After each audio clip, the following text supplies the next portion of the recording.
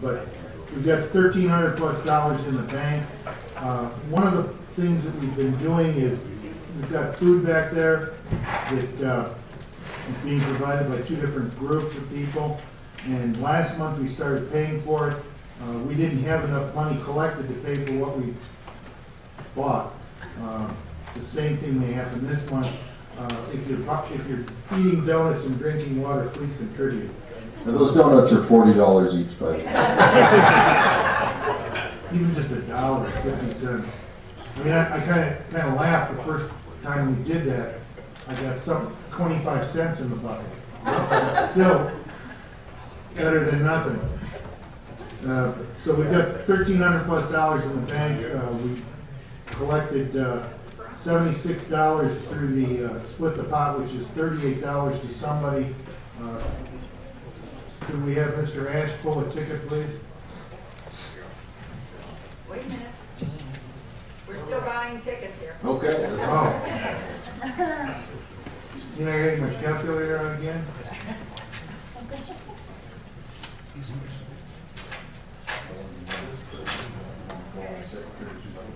No, it's good.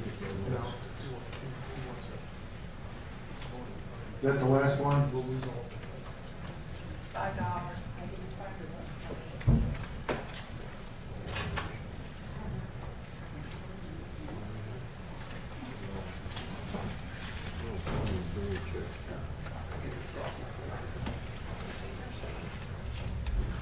Super. Thank you. So now that brings it to $82 or $41 for the split.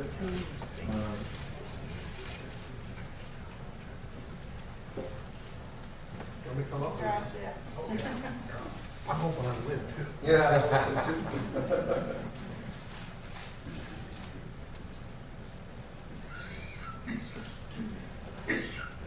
The last 4 numbers are 0, 8, 6, 5. 0, 8, No, that's not 6, 5. Somebody after me. Did you? I don't have any ticket. Let's keep. All right. There you go.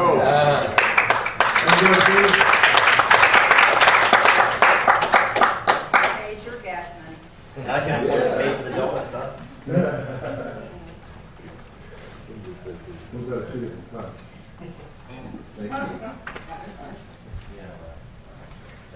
Wow. Thank you. What a guy. Look at that. That's pretty good. Thanks a lot, Keith. Next is our treasurer's, our secretary's report. Madam Secretary. Thank you. We have received thank you cards from the staff of the Cochise County Sheriff's Office thanking us for a donation we made to Sheriff's Assist Team, and a letter from the Sheriff's Assist Team thanking us for donation to them as well. I still need some email addresses and mailing addresses. I think I have all the mailing addresses in Cochise County. I still need a few email addresses. And I've spoken with Keith Alexander about updating me on Graham County. Otherwise, I think I'm able to notify everybody in a timely manner as I'm required to do. Thank you. Thank you, Madam Secretary. I'm confident. Yeah, sure.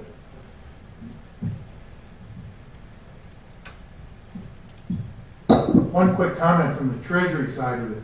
It takes time, energy, and money to mail out all this stuff to people who normally should have email addresses.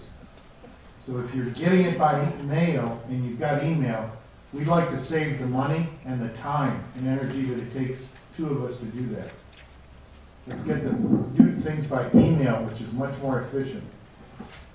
Thank you, Mr. Treasurer. Next is our legislators report, and I believe that I can thank Senate President Pro Tem Gail Griffin in advance for the spectacular job that I believe that she's going to be doing in the next couple of years. Ms. Griffin, can you come forward and address the meeting?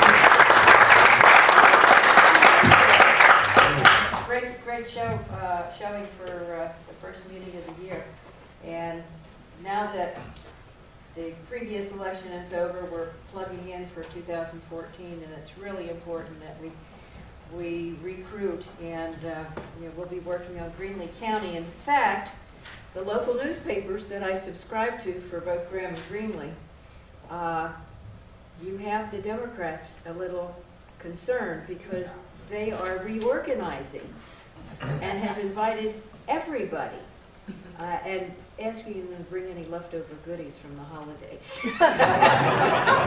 So that's in the happenings in Greenlee County, so they're concerned.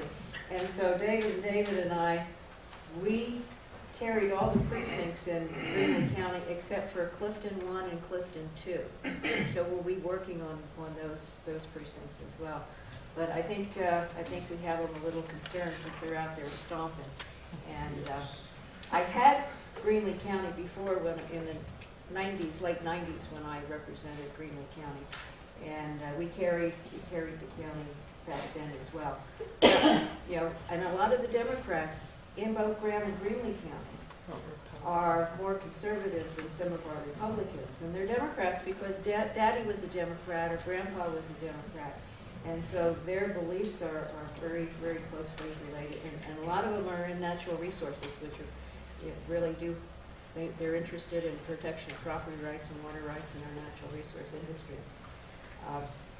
But District 14, we love the way it's drawn. I want to mention the redistricting commission, and there are 3 lawsuits. One is ready in March, and that's the one the state has challenged.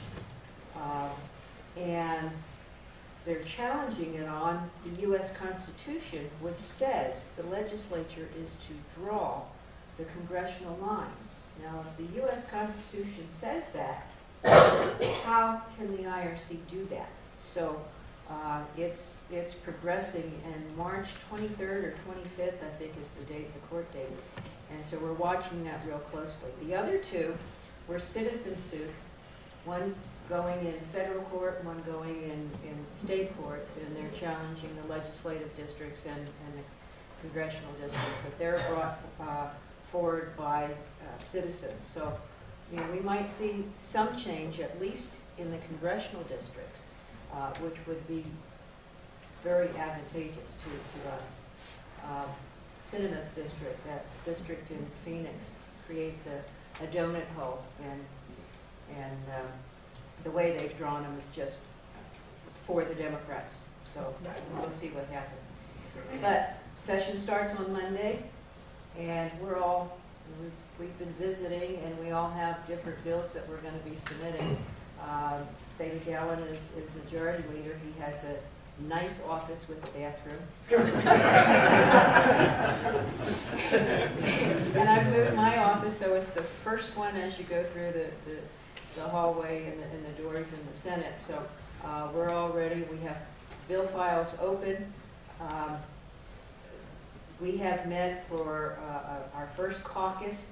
Actually, it's not a caucus, it's a preview. We'll actually have caucuses when we're sworn in. But we have a good group. I'm a little concerned that we only have 17 members, so if 2 Republicans peel off on an issue with the Democrats, we've lost our majority. So it's, we have a draft majority plan, and the committees have each submitted what they want to see happen in their committees. Public safety is one committee. We don't have a committee with the words border security in it, but public safety means border security. And so under the bullets in that committee, there was one word about border, and so I will be submitting some information on what needs to be there for border security. And the committee members, it's a good committee, a lot of rural representation, and so any of the border issues we can address in that committee. I chair the Government and Environment Committee, which is going to be a very active committee. Some of the things that we're going to be addressing is the NRCDs, the Natural Resource Conservation Districts, have been working for over a year on reforming the Endangered Species Act. In fact, they've been working so close with the Federal Natural Resource Committee that they actually have data that we can stand on. So 1% of the endangered species have been helped under the current system. 40% of the habitat is on federal property, 60% is on private property, and the private property owners keep getting hammered on what they can and cannot do on their own property. So the plan that they have is really a good plan. We will be doing a resolution for reforming. We're not going to use gutting or any of the negative words. We're going to help the Endangered Species Act actually do good things. Voluntarily is the word that's going to be in there. And we do have a couple of our congressional delegations that's going to take it and have agreed to open up bill files at the federal level as well. Some of the other challenges is regional haze. As you well know, that we have meetings here in Benson. And at one of the meetings that I was at, Tom Jones, the co-op, big guy at the co-op, suggested that we do a resolution on the Clean Air Act as well, because the last 30 years has not been anything positive. So we will, and Tom's getting the information from your people that will help with that. And again, the federal, our congressmen have agreed to assist in that. The main thing is going to be budget, living within our budget, spending, curtailing spending. We are on a good roll. We are no longer digging a hole. The average over the last 10 to 12 months, 10 months out of the last 12 months, has been positive revenues coming in, anywhere from 2 to 5% increase in revenues. We had put $450 million away in the reserve account. We're going to try to get away from the rainy day fund words, and it's a reserve account for expected expenses. It's not additional slush fund. It's actually the 4% sales tax goes away this year.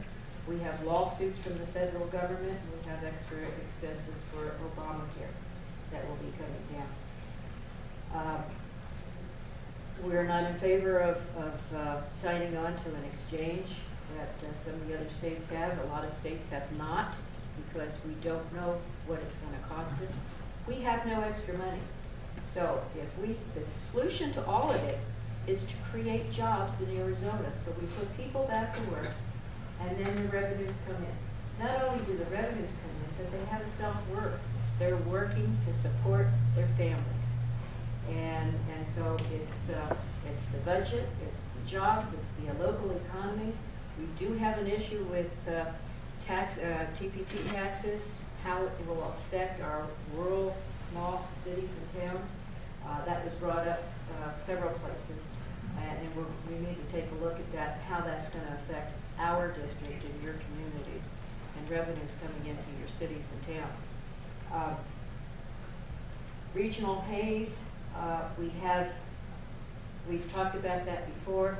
We have a joint House Senate hearing scheduled for February 11th. We were going to do it on the 4th of February. However, that's the deadline that the power companies have to respond and get their response out as to their intent to sue on this particular issue. And so we didn't want to take any time away from them working on that response. So we will be having a joint meeting. It'll be well advertised. It will be on our local government channel, so you'll be able to tune into that. David Stevens will tell you how you can do that on the computer as well. It's channel 123 on the TV. And we're going to be up against the unions. They're trying to replace us. John McComish in Tempe had $250,000 spent for his liberal opponent, fluff pieces, almost $500,000 opposing him from unions and union type organizations. He still won. So they are targeting individual districts, and so we'll have our hands full there. And I think that's all I had on here, except for protection of property and water rights. The Coronado CAP River study is completed. There are some concerns in that study. However, our Department of Water Resources is doing a great job. Since 1957, there's been a 470% increase in population in the state of Arizona. Water use has increased 7%.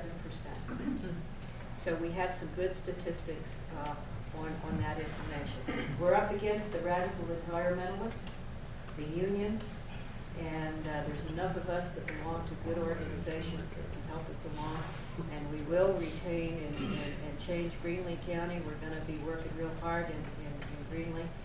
And Graham County has always been great.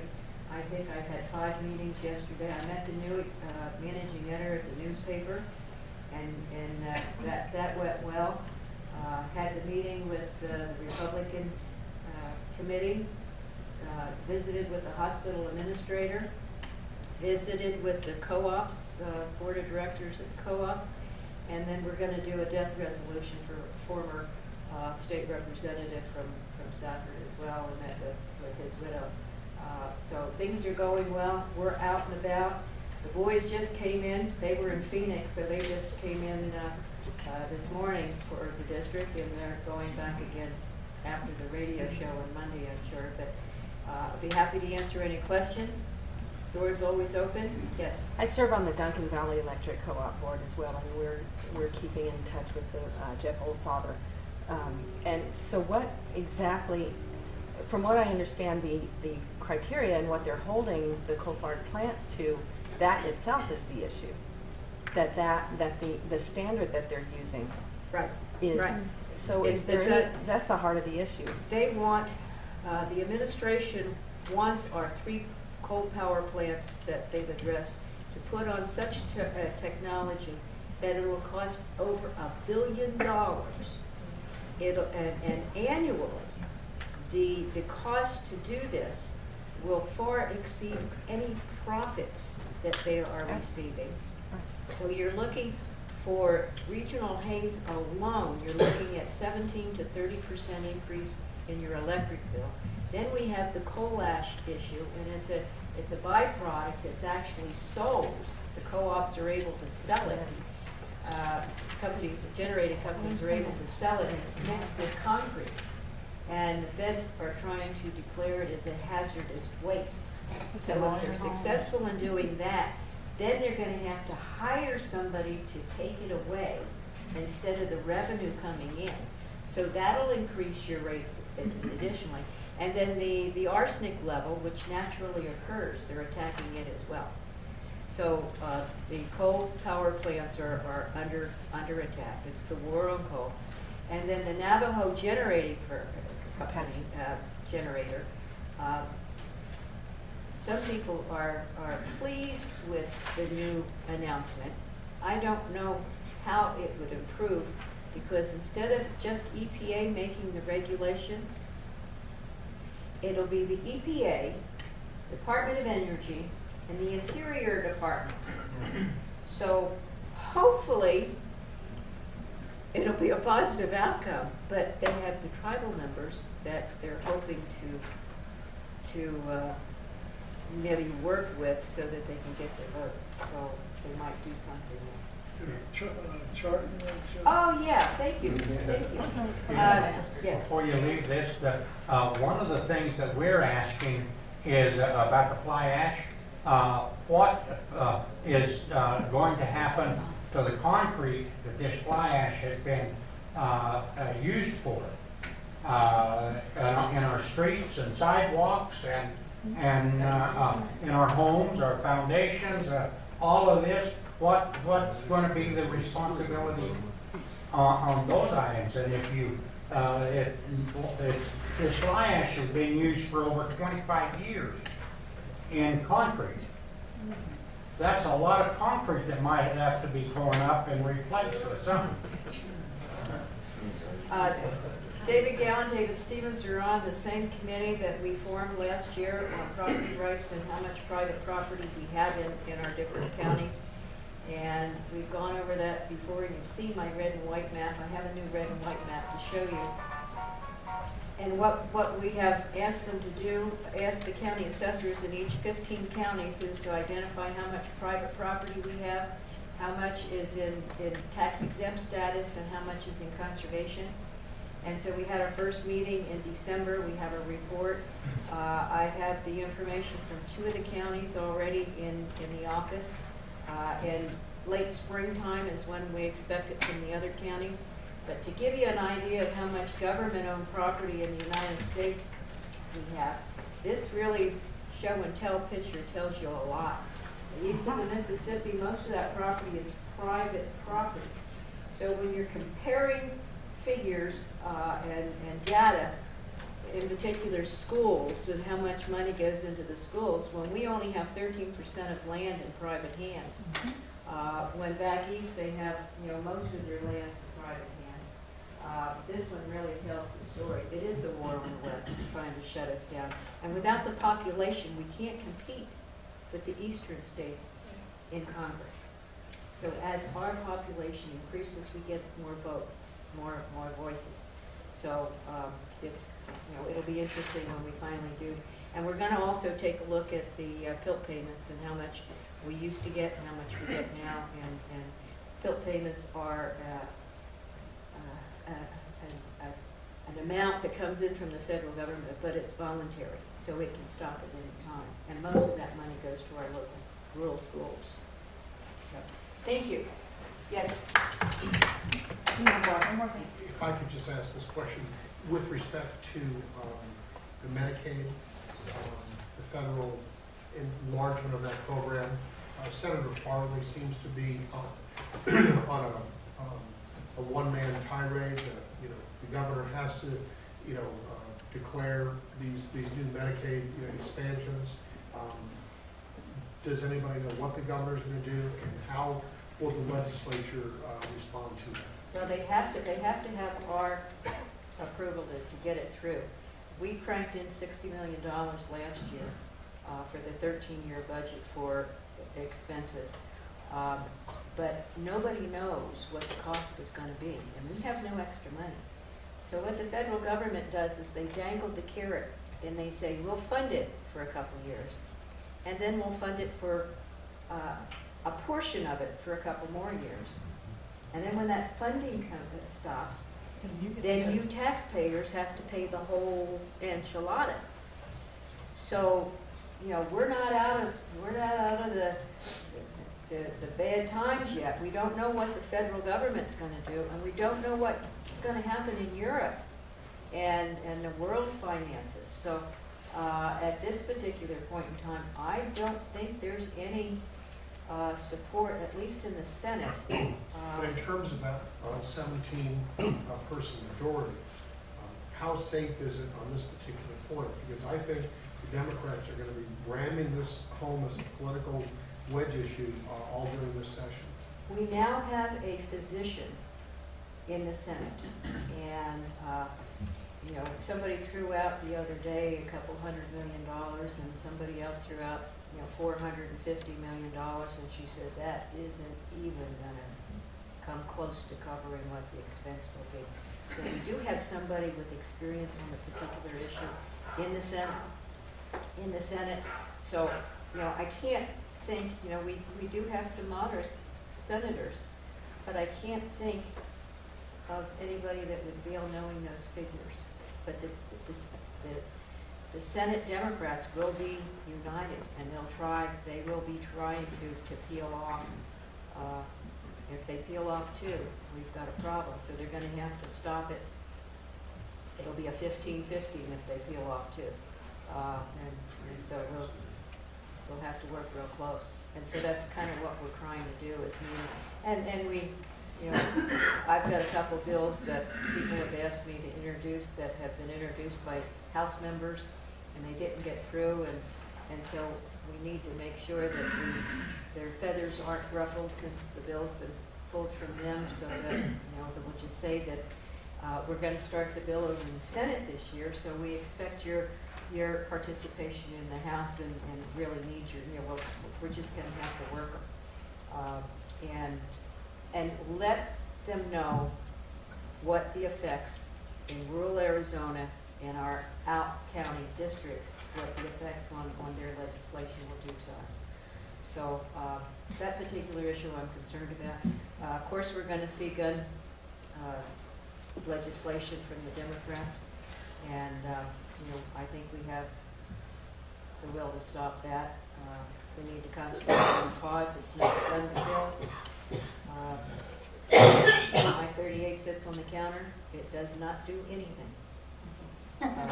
So it's not the gun. 21 people were killed in China with knives, so we're going to take knives away.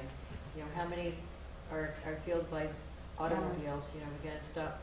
It's crazy. The medication, the psych medication, the medication that they give to our kids do different things. So we're going to stop that too. I mean, let's take a look at the real cause of this. But our Second Amendment, our constitutional rights will be challenged this year. I'll leave some time for the boys. Maybe. My question goes to being able to get people that are mentally ill the help they need. The young man who killed his children in Connecticut was mentally ill, and his mother was trying to get him put away, basically, and was unable to do it. And from my talk with people who know, the healthcare system has been gutted over the past 20, 25 years, and it's almost impossible to get someone help when they need it, when they don't want it. That will be a discussion. And it was brought up in our caucuses. Turn it over to you. Thank you, Senator Griffin, very much. Arizona House Majority Leader David Gowan, would you please address our membership? I called you up too. I got the other one with Okay, you that's too. fine. We're booking. All right, guys. They're twins. You can't tell them apart. He talks all the time. You can't tell us tomorrow. Oh, yeah. I want to thank you all for coming. Yeah, it's our time. Ditto to the senator. Thank you. We got Senator Griffin was bringing up some good issues. Obviously, in the House side, I know I was bringing the members through. It's something that hadn't occurred since we've been up there, where members had gone through and discussed issues with the majority leader. So, at least for the last 4 years, it hadn't been done that since I've been there. And so I brought them through, and they're very appreciative of it. And one good thing that you guys want to know is that they're really anxious to deregulate businesses. And they want to drag the regulations off of businesses. They want to take the taxes down. They really didn't know much about the TPT stuff that's been going on with the governor. They've just been saying, hey, let's help our guys. And the major thing they've been talking about is the small businesses. The ones that have been here, put up with the economy, kept us alive here. I know we've done a lot for the major companies like Intel and such, and they're saying, hey, let's help. And the stuff we passed, the job packages for that, still helped the little guy, but they really want to hit it this hard this time. What they're saying is, instead of these California businesses going to Nevada or Texas,